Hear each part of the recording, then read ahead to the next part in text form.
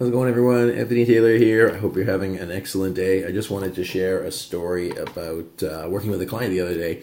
And a guy came to me and we just sort of linked up on LinkedIn and he said, hey, I'd like to sit down and get your idea on my business. And he was working 2 jobs, I think maybe even 3 jobs, like part-time stuff, like making okay money, had a side business as well. And he said, well, my family's got this business and I started a business very similar to them. I know I can make money. I make a lot of money. I have no problem, but I'm very comfortable. And so the advice I gave him after sort of talking for a while was, well, what do you want? What do you want out of your life? Where do you want to go? And he said, you know what?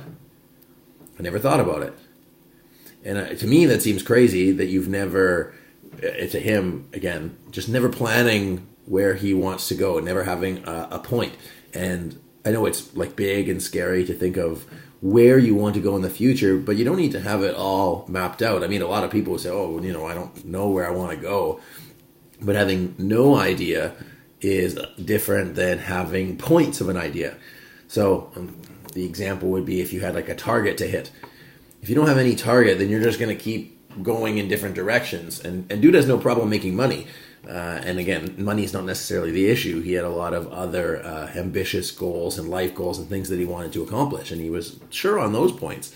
But it's really building the whole around that, or like the WHOLE around that one original goal, and having other points that will help guide you.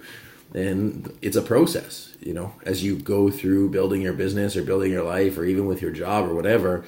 Not having any targets will just mean you just keep going day to day. And there's nothing wrong with going day to day, but if you really want to make significant progress or incremental progress, then you need to have at least some points guiding you to where you want to go. So what I would encourage you to do is, whether you're a business owner or if you're just a worker or somewhere in between, even a student, is figure out where you want to go in a set point in the future, and then try to build the story around that as best as possible. So, even if you have a small objective, make sure that it's specific so that you know when you're going to get there.